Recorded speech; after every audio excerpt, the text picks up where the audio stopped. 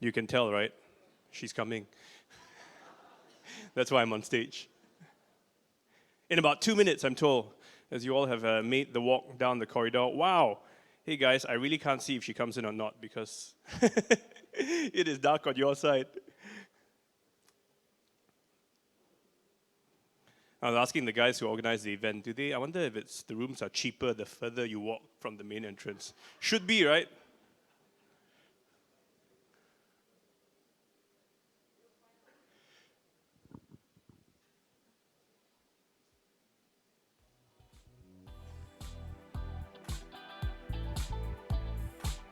Yeah, this is the part they say, come up on stage. Then I'm like, not here yet, they.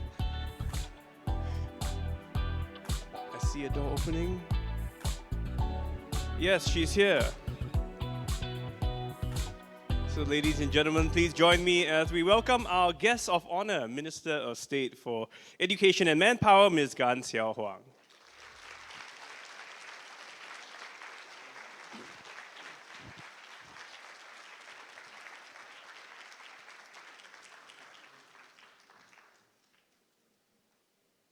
Hello, good morning everyone. Welcome to the launch of the Skills Demand for the Future Economy report. This is the 2023-24 edition. My name is Stephen Chia. I'll be your MC for today.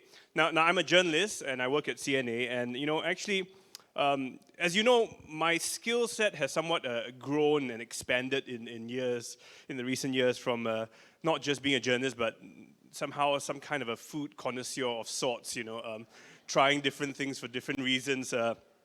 And in fact, most recently, I actually did use some of my Skills Future credit. I've been trying to use it for a long time. You know how? I went for a food hygiene class. You know why? Yeah, because I had to go and sell cai fan. And they wouldn't let me in behind the stall unless I went for this class. So I spent a day there, and it was quite interesting. So yes, I believe that there is a need for us to continue learning, and there are many skills that we want to acquire, because especially in this day and age, right, the more you know, the better, because you never know what kind of skill you're going to require. So I think it's something very important, and today we want to find out more about what are some of the skills of the future that we should be planning for, and that's why we're here to hear about the demand for the future economy and the report that is coming out. Now, this is an annual report, as many of you know, that Skills Future publishes to provide insights on just what are some of the key skills needed in Singapore's current economic landscape. And I guess it's important not just to you and I, but to training providers, to people who are helping others in their careers so that they can also plan ahead. So all those details and the highlights from that report will be reviewed in a short while. But first, let me invite Minister of State for Education and Manpower, Ms. Gan Siow Huang, to come forward and say a few words. Minister, please.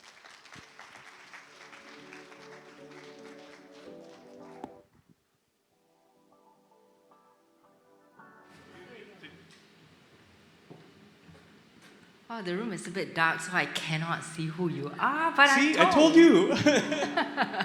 But I'm told by Skills Future Singapore SSG that today we have close to 200 training providers, enterprises, trade associations, and partners, all working together to help strengthen Singapore's landscape for skills training and preparing our people for the future. So it's really a good thing to do on a Friday morning. Well, first of all, this report that SSG is introducing today actually started 2 years ago. 2 years ago. And prior to that, there was this series of skills frameworks. So actually, it's been a journey of discovery and working with our partners to develop products that are suitable for people today, both the individuals as well as enterprises. All are, having this endeavor to look at what are the skills demands today and also of tomorrow. It's not an easy venture, trust me, because it really takes a lot of hard work. I want to congratulate SSG and its partners for coming this far. The insights from this report and its continued focus on 3 growth areas: care, digital, green economies. These are actually very important for Singapore, and I'll tell you why. Our population is aging, we all know that, and by 2026, we will be a super aged society. And of course, amidst greater technological disruptions, our industry is ramping up digitalization and adoption of AI and robotics to achieve greater productivity and growth. Our economy is also greening. You would have heard of the Singapore Green Plan, and we have very ambitious targets. By 2050, we want to be a net zero emissions country. Not easy as well for a small city with not much land, no agriculture, we don't have natural resources. We want to be net zero by 2050. Think about that. Well, each of these transitions that we are making will present both opportunities and challenges. We know that technology can be a boon and a bane. We hear that all the time.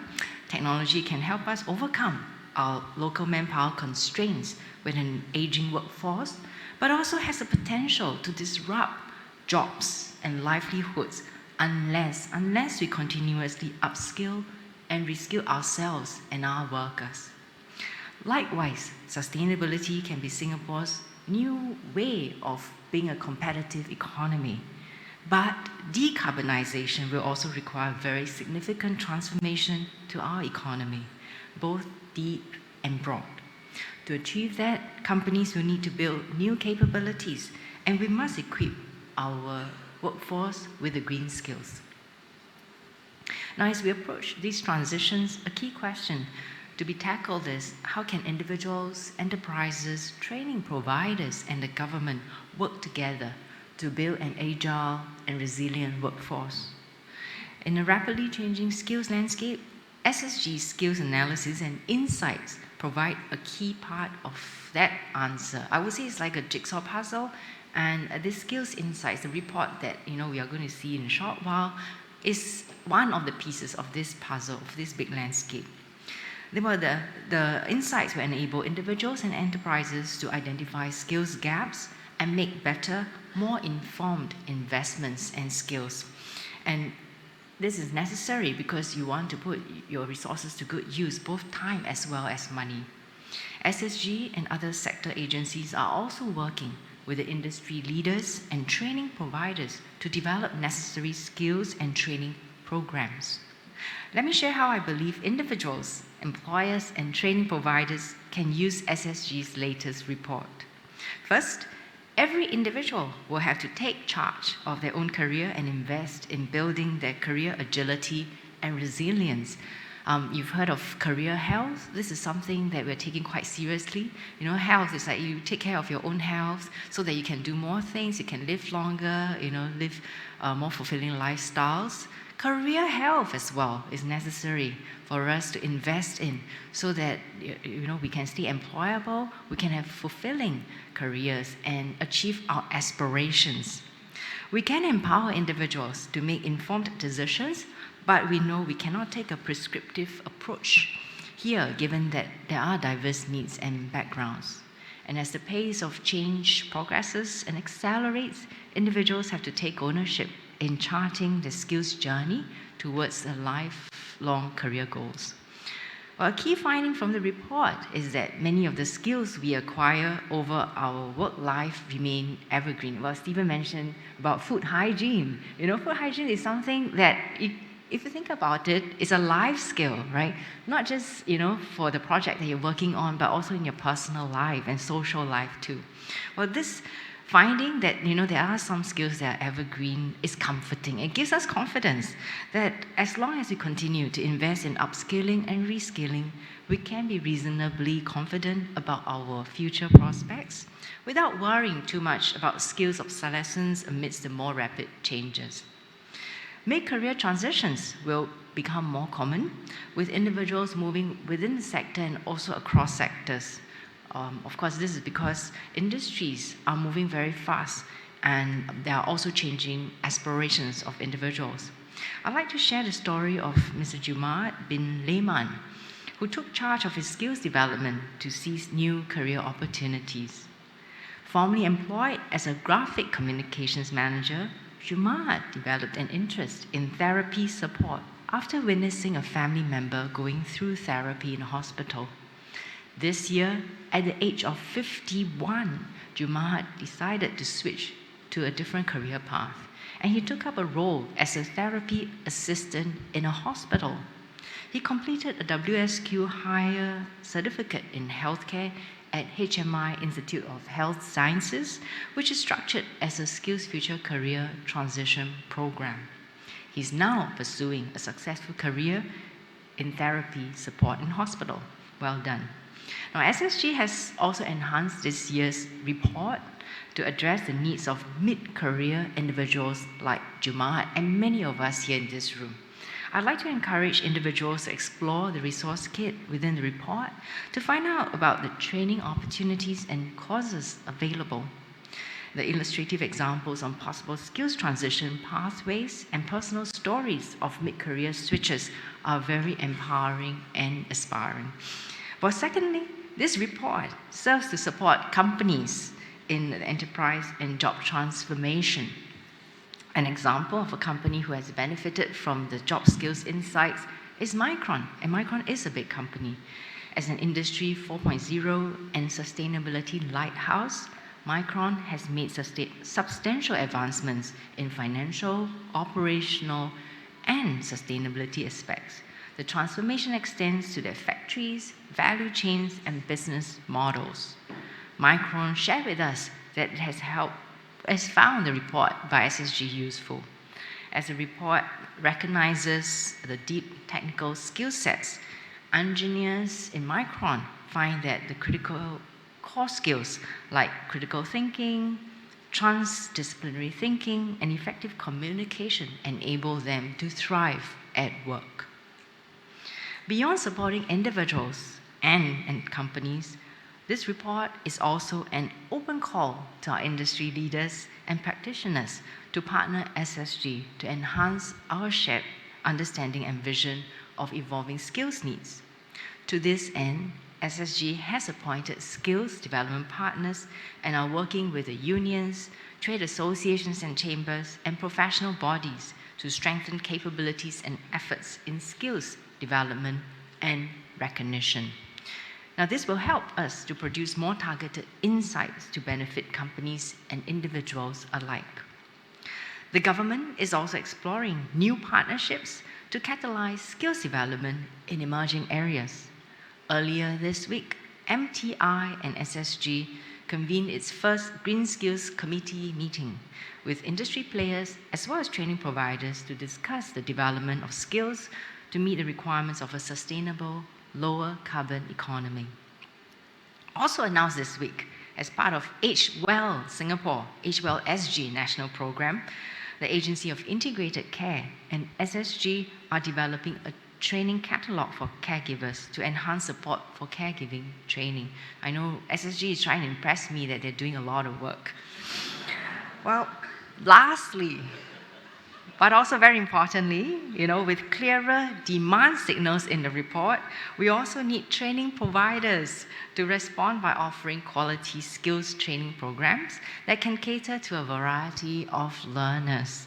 And I know this is a part that is often taken for granted, but really it's absolutely important that our training providers provide a good range of quality training to suit different types of learners in different sectors, in different job roles. The Institutes of Higher Learning, our IHLs, are enhancing the accessibility, quality, and industry relevance of their CET offerings in 3 growth economies that I mentioned earlier on. Now, for example, SUSS offers a stackable series of gerontology programs ranging from graduate certificate in gerontology to Master of Gerontology. SUSS also offers a minor in applied aging studies to its undergraduate students. Separately, to promote digital upskilling, IMDA has formed a consortium with several IHLs to upskill training programs in AI and data analytics. This includes partnering with technology suppliers, such as big tech MNCs, and startups to co-deliver hands-on training for software products with industry adjuncts. The IHLs have also doubled their offerings of SSG-supported green-related courses from about 250 last year to close to 500 this year. So it's quite a rapid pace of increase. To support mid-career transition into sectors with good hiring opportunities, SSG has been working with training providers to ramp up the number of SkillsFuture career transition programs. To date, there are about 180 SCTP courses across all sectors addressing care, digital, and green economies. Training providers are also refreshing the SkillsFuture series in line with the report's findings. The SkillsFuture series is a curated list of short, modular somewhat, and definitely industry-relevant training programs focusing on emerging and in-demand skills required by Industry 4.0 and the care, digital, as well as green sectors. Well, finally, I want to say that SSG's Skills Demand for Future Economy report seeks to enable individual agency and support enterprise transformation to capitalize on emerging business and growth opportunities, and to thrive, most of all, amidst challenging environment, both locally as well as globally.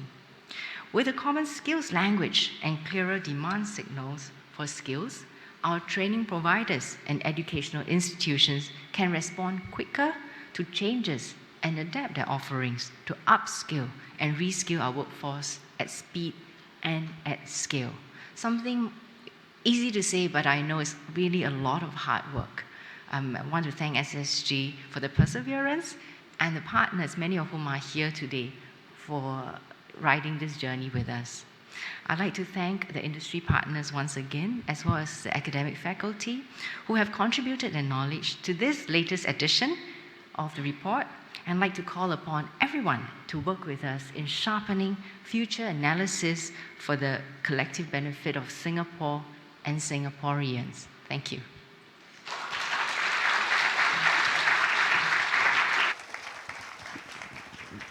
Thank you, Minister, for sharing those insights. I realize I failed to do a proper formal welcome right at the start to say good morning to all of you. Also because we have some people joining us online. So those of you who are watching this, it's being live streamed. Welcome and thank you for joining us. Now, I think Minister Gan has mentioned a few things, quite a few areas that are of interest, and I'm pretty sure it gives us a flavor of what might be covered in the report. In fact, I was just recently at the Singapore FinTech Festival, where technology is, everyone's talking about artificial intelligence and generative AI and how it's really going to change, the way we live, work, and play. So I think this is important moving forward. We are going to hear from 3 speakers later this morning who will share about their experiences on how they are implementing some of these in their businesses, in their training, working in the schools. That will be coming up in a while. But first, let me invite Dr. Gok Soon Joo. She's the Chief Skills Officer of SkillsFuture Singapore. And, she's taken on this task of putting together the report with her team. They've worked extensively with partners in the industry, academia, researchers, international partners. They've gone around, dug deep into the data to find out what's going on and to really find out, what are the skills that we require in the future. Now, see, are you ready? Not yet? Okay, so let me just talk some more. They pay me to talk anyway, so occupational hazard.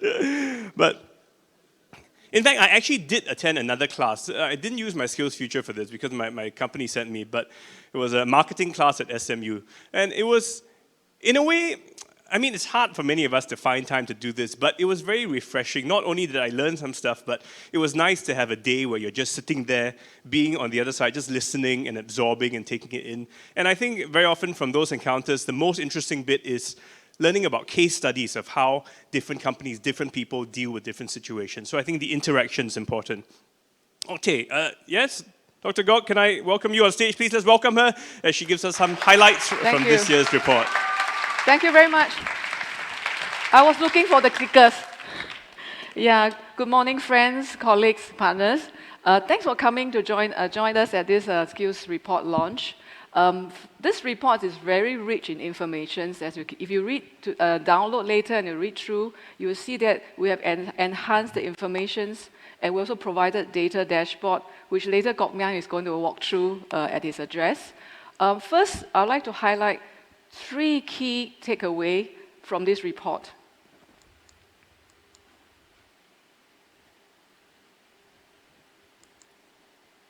The first is that we actually take a look over the last 10 years and ask ourselves a question is, has skills changed?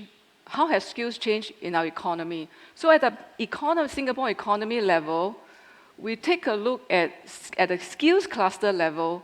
The skills demand, it did not change very much. It has remained almost the same.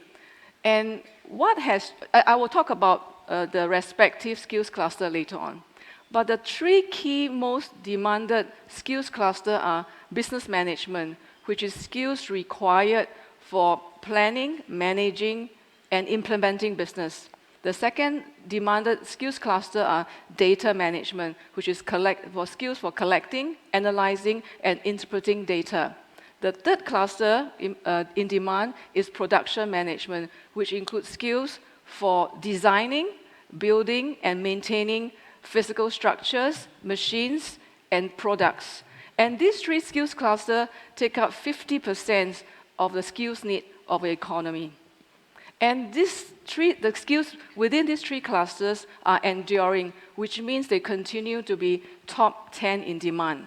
And what this means is that most of the job in Singapore, the primary job role largely remain unchanged. But what has changed is actually at the task level. There is how we go about performing daily activity at work, which will now require most of us to use apps and tools to assist us, and therefore it's very important for us to continue to monitor what the latest apps and tools is required for our work, and also monitor what kind of skills needed to assist us to do our work better.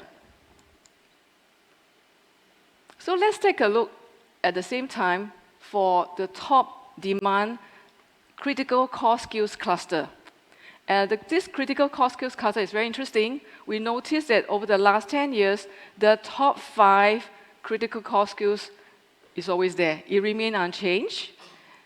As you can see, the communications, the collaborations, creative thinking, problem solving, and self-management. And in recent year, if you take a look at that, is communications continue to be the top most demanded critical core skills. Second is collaborations. And last year, together with the Institute for Adult Learning, we have designed and launched the critical core skills profiling tools. This year, we further enhanced it and available now publicly. And the tools will allow individuals to profile what critical core skill is most demanded and needed for their job roles, and the report would advise the individual which are the skill set they can further develop. We also curated 13 critical core skills training partners. So I strongly urge individuals and enterprises to use the skill profiling tools and also to work with our critical core skills training partners to develop the critical core skills needed at work. Let's take a look at another skills cluster, which is called the apps and tools. And this skills cluster, compared to the rest, has the most rapid change over the last 10 years. The reason is very simple, because nowadays we have a lot of apps, general purpose apps and tools to assist our work. Therefore, it's very important for us to understand, to acquire the relevant apps and tools to assist our work, and also to look into what are the latest in demand. And for Pythons, I just want to highlight Python, is that in 2022, it became the second highest demanded apps and tools, despite the fact that it wasn't even in the top 10 in 2017. And more of this information will be available on our Skills Demand website. Although we have take a look at the past 10 years skills trends from 2012 to 2022, but we continue to monitor the immediate term the demand growth and also transferability of priority skills. And in this year's report, we created a new feature to look at how the trajectory of skills demand and transferability has changed. And in order to help individuals, enterprises, and training providers to make decisions about the skills trend and the skills trends momentum. So just for example, I picked three of the skill set. Artificial intelligence applications automation research and implementations, and e-commerce management continue to show an upward trend in growth and transferability.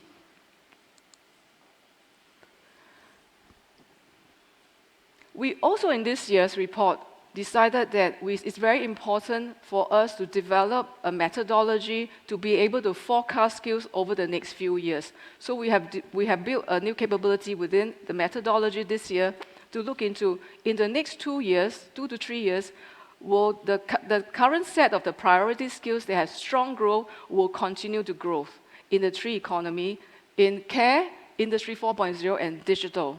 We did not include the green economy because we do not have enough data points over the last 10 years. So what we have seen is that in these 3 economies, there are 24 skills that we forecasted will continue to grow in demand and in transferability. And these are no regret skills. Therefore, I urge individuals and enterprises to acquire these skills. And I just gave an example of programming and coding continue to trend very high, and it is not only demanded for tech sectors, but also for non-tech sectors like financial services and also built environments. Similarly, you take a look at effective client communications is also demanded by all client-facing roles in most firms. In last year's report, we talk about mid-career whose job potentially may be impacted. This year, we try to show all our Singaporean workforce to look into what are the career planning that's relevant to their work. And this is quite important because this is also relevant for mid-careerists. And we included one Institute for Adult Learning research report, research report that highlighted the importance of individuals' ability to plan for career.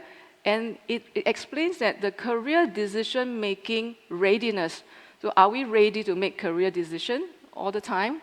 And the career self-management capability are key to successful career outcomes.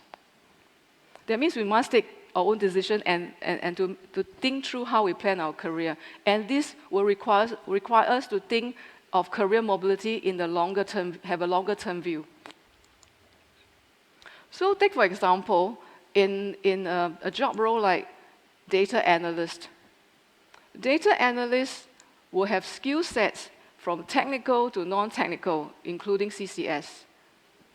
And if the data scientist, data analyst will offer a 2 potential job role in the future into data engineer or data scientist, of course with skills top up, if one chooses to go into a data career track. So the report is very rich. It provides insights, provide data also, and provide data dashboard for individuals. So at the skills composition level, we also offered the skills composition dashboard for individuals to look into their respective job role at our skills report website. So I strongly urge all of you to use the report and use our skills dashboards. Before I hand over the time to our next 3 speakers, I just want to take this opportunity to thank the industry partners, our training partners, researchers, and our job skills analysts and the data team within SSG for coming together to create the reports and the data, make available the data dashboard. So next, I will hand over my time to the speakers who will talk about how individuals, enterprises, and training providers can make full use of these resources to take advantage of it to help them. Thank you. I'll then hand over my time to the speakers. Thank you. Thank you. Thank you, Dr. Gog. Thank you for sharing that. I mean, I think it gives us a snippet. It's we kind of know it, but sometimes we don't recognize it until it's in front of our faces. I mean, one of the things I tell my kids nowadays, I have 2 teenagers, is I don't really know what the jobs of the future are going to be like, right? But if you can learn how to work with people, to manage, all these different tools that are coming out, I think you'll have a good job. So it's much harder to predict exactly what is required. But we're going to invite the next three speakers up who will share their perspectives on the report's key takeaways and also how they've been implementing it in their different organizations. First up, Mr. Gerald Tan. He is Projects Director of Avoda People Solutions. Now, Gerald has supported more than 500 individuals with their career needs. He's also partnered with various universities, companies, non-profit organizations on career development projects to support students, employees, and beneficiaries. And Gerald will share more about the importance of career mobility and how some of these skills, I guess, can be applied to individuals out there. Gerald, let's welcome him.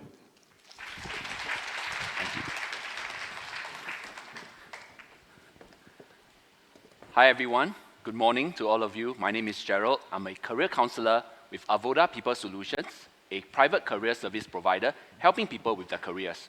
Today, this morning, I'm really happy to be here to share with you about career mobility. As a career counselor, very often, the questions that the clients come to us with regard to their career challenges often sound like this. They come to us with statements like, I'm thinking of something, but I don't know where. Or I don't know whether I can do this anymore. And I don't know what else I can do next. Sometimes they even say, I feel that I should move, but I'm not so sure of where. These are the common statements, the presenting issues that our clients tell us. When I was reading the Skills Demand for Future Economy report, Chapter 3, that's the report, the part where Institute of Adult Learning published their labor mobility study, I found this statistic that was important and also very interesting for us to take note. 75% of their study respondents was found to have frozen or weak career decision-making capacities, and only 25% have strong, clear, decisive career decision-making capacities. Wow, 75%. If today this 75% had voices, the voices will be saying these statements. And I'm realizing that the people that we see in our business, in career counseling, they come forward because they're stuck in their career decision-making. To help them to come unstuck, one of the ways is to start to reframe perhaps how we see career mobility. I'm quoting from DPM Lawrence Wong's sharing with us in the news in June this year. He says his definition about success is less about means and more about meaning. We must value the success of every individual, each pursuing his or her own path. So if I were to build on what he said and to transfer it into career mobility, perhaps we need to start to define or broaden our understanding of career and mobility. When we think about career, we have to think beyond jobs. We have to think more about life. When we think about mobility, we have to go beyond progression and we have to think direction. Now, this is easy to understand, but maybe a little bit hard to apply. Why? Because for many of us, our lives are organized around three components: our work, our family, ourselves. When we think about career mobility, we are merely looking at one part, 1/3 of the pie. And this, you can imagine if you are career planning and thinking about your mobility, it becomes extremely limited because you're not able to consider, anticipate, and react to changes in your life and your family. Perhaps a better way to think about this is to look at our lives and the roles that we play, all as having contributions towards career mobility. These are the 8 life roles that all of us play at any one point of time at the different stages of our lives. Some of these roles have more importance than others, depending on the season that we are all in. And we have to look at each of these roles as a pathway for us to learn, for us to gather developmental experiences so that we can build our career decision-making. We have enough information and experiences to make informed choices. Every lane plays a part. It's almost like we are a driver driving across the lanes, filtering 8 lanes, and picking up all these developmental experiences that matter to us. Let me give you some examples. These are stories I found from the internet, right? We have Miss Julian. She's an ex-banker, a cancer survivor, who became very interested in fitness. and is today running a lot of efforts, advocacy for cancer support groups and for fitness. How about another one? Madam Christina. She is a homemaker for a long time for her children, and she decided to extend her her care for others into the professional caregiving space. She decided to care for others in the community. And lastly, this is Mr. Bjorn Loh. He's an ex-marketing guy and decided to pursue his passion in nature and to push and advocate for sustainable food production in Singapore. Now, all these three stories are just examples of how they had used different areas of their lives, things that happened to them across the life roles, to create the career mobility for themselves. Now, at this stage, when we are thinking about their stories, one of the important things that we have to do is to start to take ourselves out of one of the roles, which is the worker role. Because when we are so often overly focused on the worker role, we forget that there are other things that we have to look at. So to wrap up my segment, I would like to give you a metaphor to illustrate about stepping out of our worker roles. This metaphor is the metaphor of Iron Man, and this was first coined to me by my good friend and business partner, Mr. Jeremiah Wong. So Iron Man is made of three components. He is man, he is machine, and he has a mission. And Iron Man does all of these things together. All three components are important. The man without the machine cannot fight. The machine without man cannot operate. The man and the machine without a mission is only good for Halloween parties. So what Tony, the man, has to do often, he has to step out of his suit to start to evaluate which parts of my suit is damaged, what should I repair, what is the mission that lies ahead for me so that I can enhance the suit accordingly. And to do this, he has a good friend. He's called Jarvis. Jarvis is the dashboard that gathers all the data, the insights, to tell and inform Tony what he should be building, what he should be repairing. So in this sense, we have to think about ourselves as Iron Man. We too have a man, we too are a person, we have a machine, which is our jobs, and then we have a mission of why we are doing what we are doing.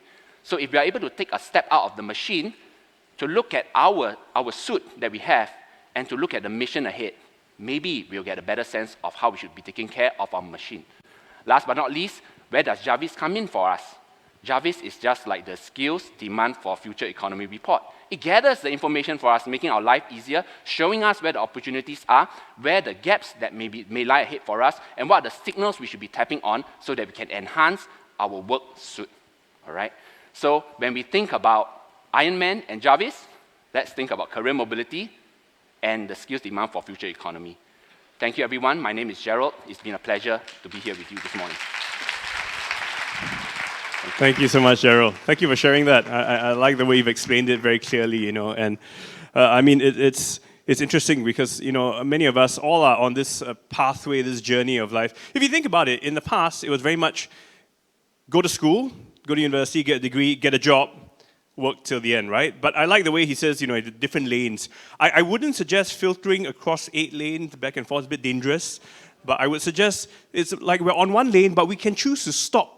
Sometimes we stop at home, we spend time with the family, we stop at a community center, we volunteer a bit. We have different pit stops along the way, and we pick up different experiences from each and every spot that we stop at, right? And I think that makes life a whole lot more fulfilling. So it's not just school, work, rinse and repeat, Well, next up, I'm going to invite Benjamin Chua. He's the founder and CEO of Speco. In fact, his company is a smart hygiene company which uses R&D to develop cleaning products that dramatically reduces the need for manual labor and harsh chemicals. But interestingly, he also started his company as a social enterprise to a certain extent to help disadvantaged Singaporeans, such as single parents, disabled people, and ex-offenders. And they've been recognized with the ASEAN Business Award in 2023.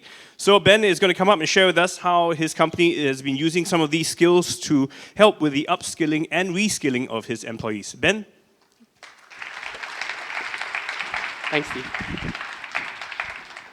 So I was having a coffee conversation this morning, and I was explaining what we do at Speco, how we started off as a cleaning social enterprise, went into biotechnology, went into R&D, and the question then came in, so what are you trained in? What are you trained in? And I told my friend there that I'm trained as an economist. Huh? You are economist, but you went into cleaning and went into biotechnology. It's totally different fields. So I guess that I could be a very good use case for today's conversation when we talk about skills reskilling, skills upgrading, and essentially maybe that's the reason why I'm here as well.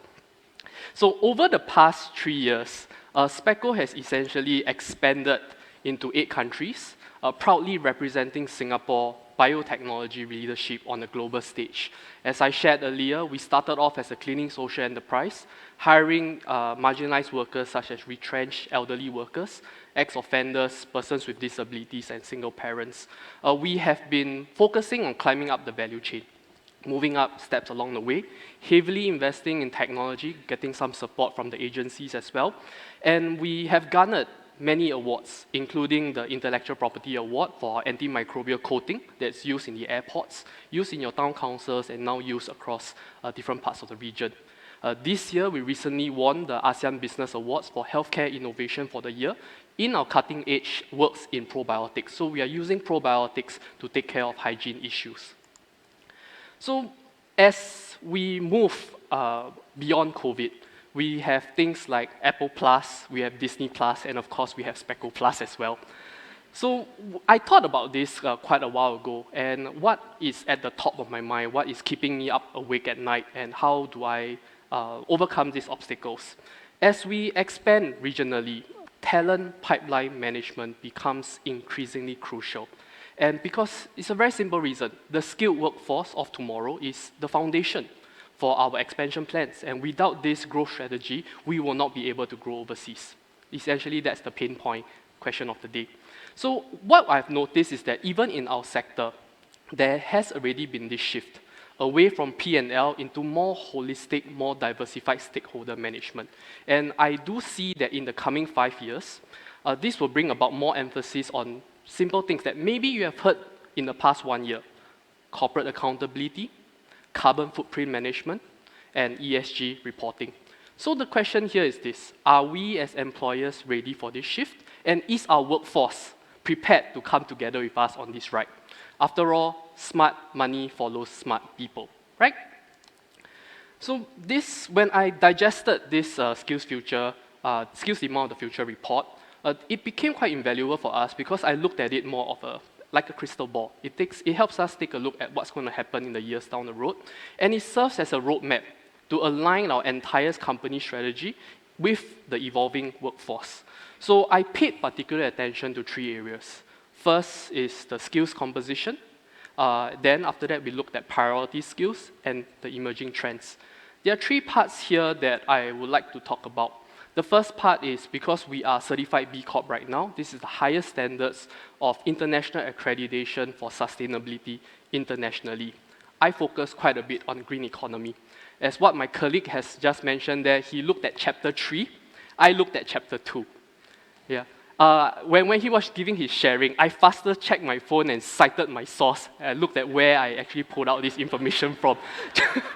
So I looked at chapter 2 and I realized that for the green economy, there are a full 16 areas of opportunities that we can look at. It's not 5, not 10, but 16 areas of opportunities that SPECO can actually embark on to expand our business. Comes with a big caveat though. This is if our workforce can capitalize on those sectors. The second part is that we looked at Industry 4.0 skills as well. We play a lot in advanced materials right now. We have invested heavily into material plays as well. So we looked at material management, encompassing the entire life cycle of materials, increasing its durability so that we can use less and do more. This will help us to enhance our ESG reporting, boosting our credibility as a B Corp company as well. So this particular point is very important to us. And the third point, especially when we look at the digital age, the importance of psychosocial skills becomes paramount. We looked at things like stress management, we look at things like mental health as well. So those are areas that we looked at, that we focused on as we digested the report. Aside from hard skills, we also look at transferable skills because Hard skills require some time to train for. Transferable skills are what we can hire for. So these are the three main skills that we digested that are part of the evolving workforce that we place of higher priority. First is, of course, adaptability. I think this is very aligned to the narrative that the government has also been pushing. New technologies, new methods, how do we adapt to that? Second, and I think it's most important for us, is actually collaborative growth. There are many enterprises in this room right now as a similar and fellow enterprise that is always interested in regionalizing and internationalizing our business. We look at how do we form consortiums, how do we form partnerships, how do we form JVs to grow overseas. And with those things in mind, what are the skills, what are the boots on the ground that we have to bring together in order to get to that stage? So we started looking at interdisciplinary teams. We started looking at cross-border teams. How do I hire a country head? How do I put my boots on the ground in the country that I want to expand into? How do I claim more new territories? How do I fly the Singapore flag high? So those are things that we look at. And for our field, ethical reasoning becomes very important. We look at biotechnology. Essentially, what are the ramifications of what we can do? What are the ramifications for our work in the sector?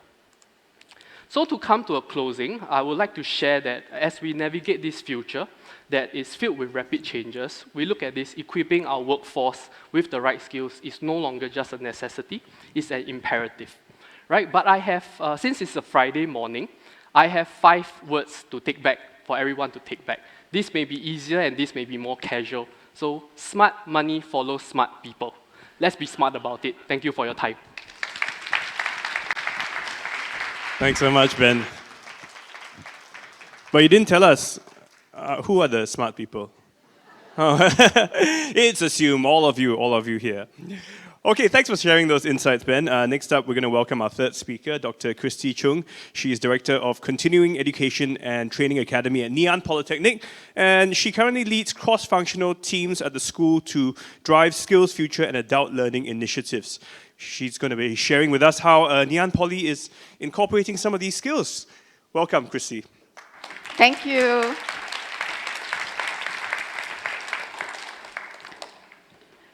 I can't see most of you, which is less nerve-wracking for me.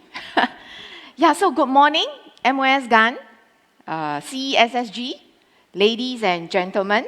Humbled to be here this morning to share NP-CT journey and how the use of SDFE reports have helped us.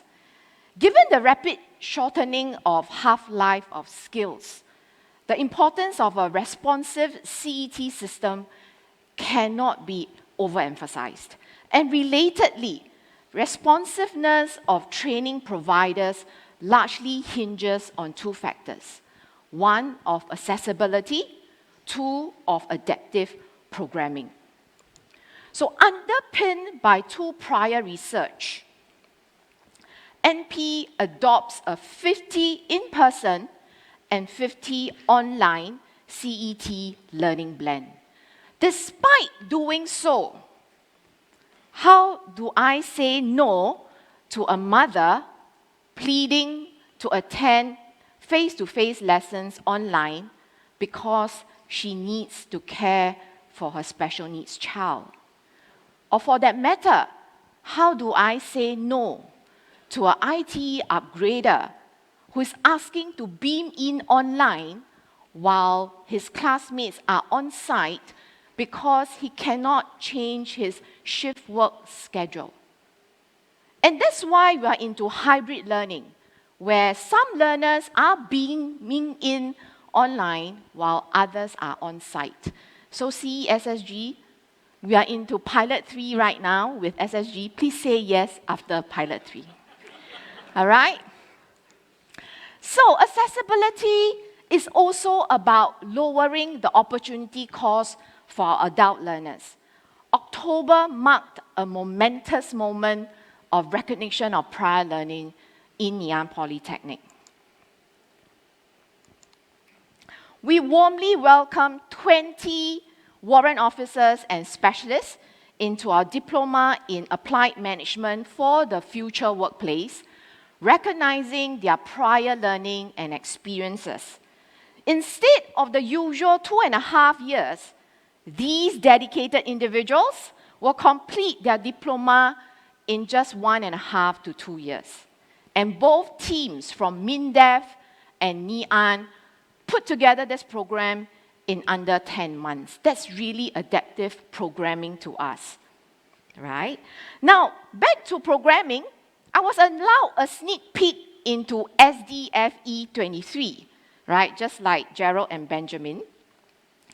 Aligned with the emphasis on job roles, SDFE 23 will allow training providers like us to know how skills compositions related to high growth job roles have evolved and will evolve in the future. Take special notice, the training providers out here, of Chapter 3, Career Mobility Planning. It will give us a glimpse of career transition pathways and relatedly our friendly competitors' offerings, which lends itself opportunities for collaboration and innovation as well. And now an example of how Ngee Polytechnic has benefited from SDFE 2022. Maybe I should stand aside, yeah? Now, our task was to triangulate skills and demand, transferable skills with what we had at disposal in Ngee Polytechnic. So what we did was we sought out each academic school to map out their skills inventory, juxtapose that onto SDFE skills demand, y-axis, transferability, x-axis, and here we see the emerging domain of person-centered care. Right? The bigger the bubble, the stronger our capabilities, and vice versa. The smaller the bubble, and especially in in-demand area and highly transferable area, that signals the opportunity for capacity or capability development as well as partnership. Through this, we were also able to visualize and crowdsource expertise across the campus. The overlapping areas shows which are the faculties that have similar expertise, but of course in different domains. More importantly, with a visualization like this, we were able to mount multi- or interdisciplinary efforts. And this is especially critical because emerging job roles can no longer be served by single faculties. Above all, SDFE allowed the Ngee CT community to speak the same skills lingo. Sorry, the center face is a bit fat. Yeah. All right. Now, this is a picture, and it was a very empowering day for me. This is a picture of our 2023 CET Champions Retreat, where the above visualizations were shared, they were deliberated, plans were made. It was very empowering for us to speak the same lingo, refer to the same visualization, be anchored on our common purpose, paint a compelling picture of success, but more importantly, craft a collective set of metrics upon which we want to be measured. Benjamin left us with 5 words.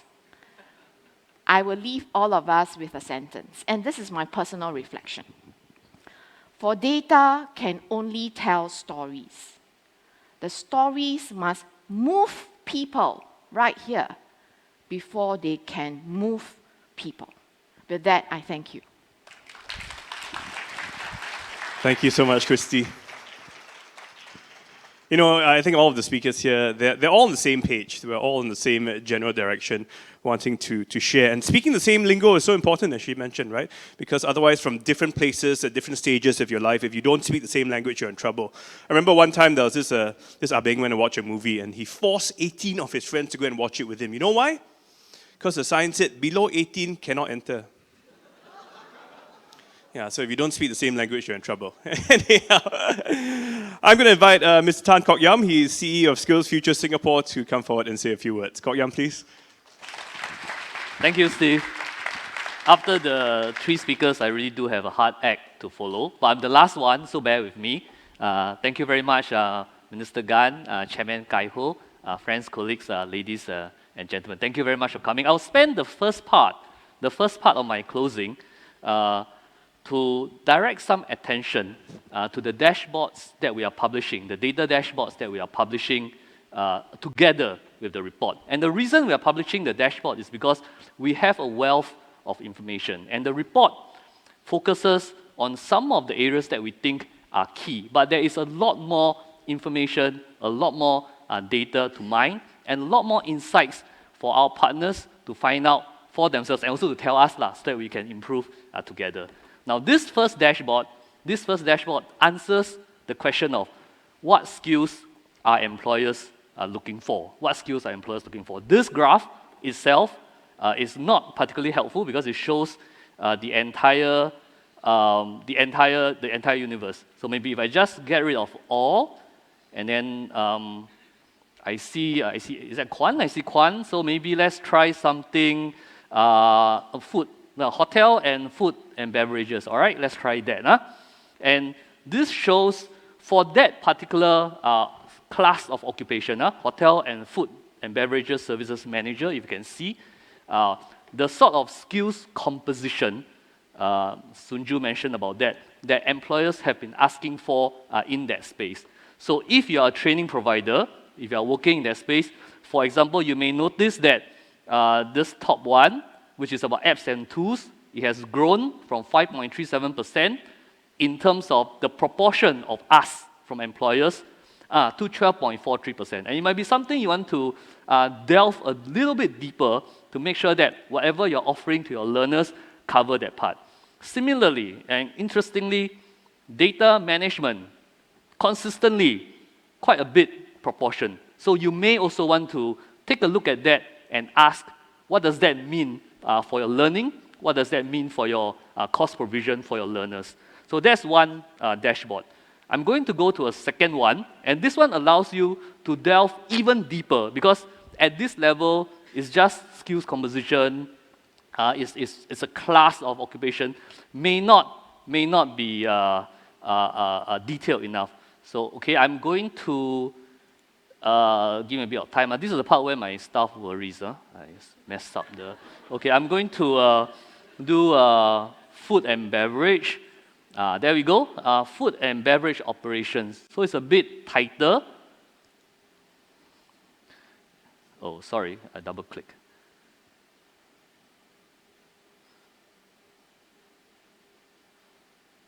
Takes a while, hang on.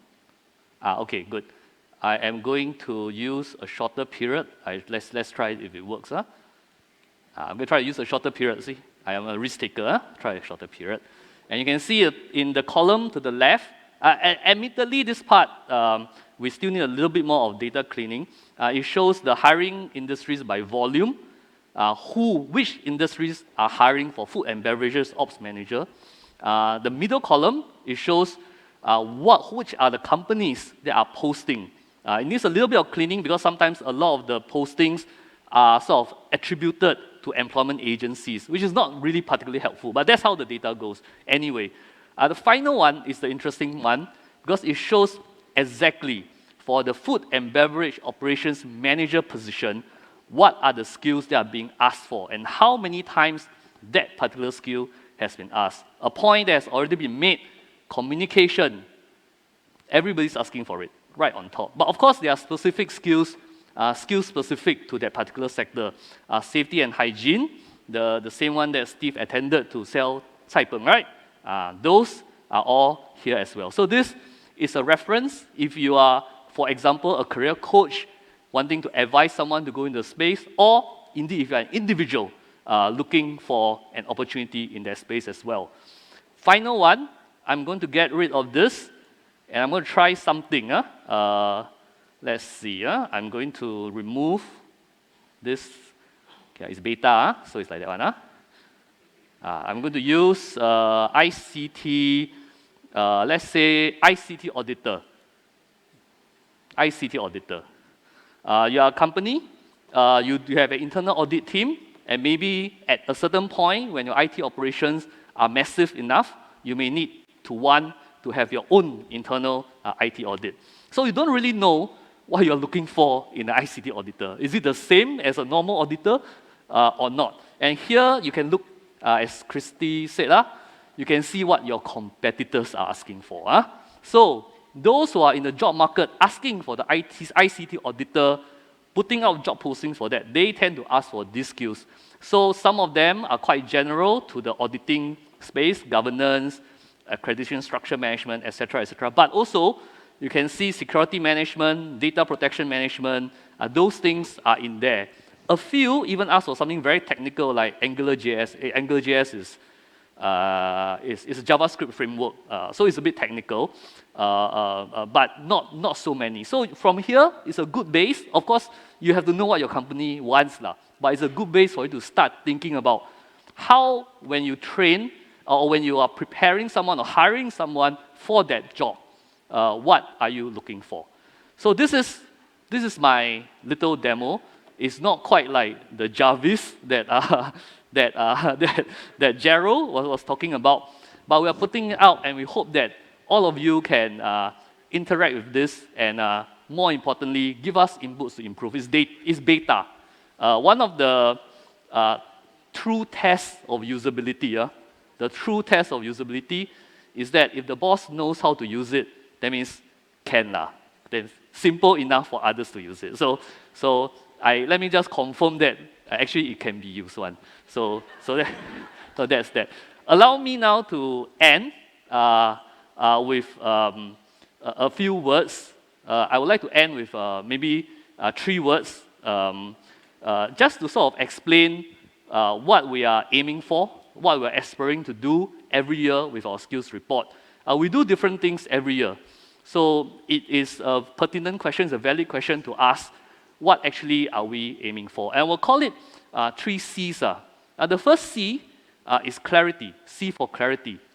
I mean, you want industry, training providers, individuals, learners, job seekers, in employment workers to be as clear as possible about the skills that are required, the skills that are needed, to use a common language, to use a common skill set. I was very pleased to see Christy using our transferability versus demand growth. Of course, you use the bubbles in a different way, and that's wonderful. And with that clarity and that common language or even skills literature, employers, hirers are clear what they want, what they require. Workers, individuals are then clear what is the upskilling they need to acquire, what is the experience they need to acquire, and then training providers can also respond accordingly in terms of curriculum development, developing joint programs, learning emphasis, and so on. So that makes for a much stronger lifelong learning system we can build. So number 1, clarity. The second, and I think Moss Gan spoke about it quite extensively just now, is about collective. We have to do this collectively. In this world of fluid, rapid change, I cannot emphasize enough that there's no one has a monopoly on wisdom. We need the industry leaders, we need professional bodies, the unions, experts, providers, academics, researchers, to come back to us and to let us know, look at the data, look at the report, let us know your views, let us know how we can improve, where maybe the data shows something that's inconsistent with your industry experience, correct us. Where it shows something that is like what Steve said, is something that you know, you see, you observe in front of you, then help us reinforce the message. And where we are half right or 2/3 right, as is often the case, then sharpen us. So together, we want to have a sharper understanding, a stronger Jarvis, if you like, a sharper understanding of the skills that are needed, of the market, of requirements, what is needed by employers, what is the response needed by learners and individuals, and then the collective, we can build a much stronger learning ecosystem. So that's second C, collective. The third C is confidence. Moss Gan has also said in her statement that mid-career switches are becoming increasingly common, increasingly necessary, But mid-career switching is actually not easy. For many of us, many of our moves are institutional career moves.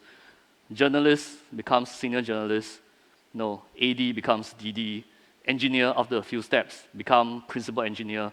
Institutional, you have a HR to guide you, you have peers that have gone before you, you roughly know what's in store. Of course, there's a certain deviation and so on. But when you're doing a mid-career switch, you don't tend to have these institutional support naturally occurring. And which is why it's important that we set out as much as possible what are the skills that are transferable, what are the skills that you have some of in this career that you can bring to your next career. And it builds the confidence, hopefully, both for the individual who's making that change and also for the employer, the company, who is thinking about taking on a mid-careerist.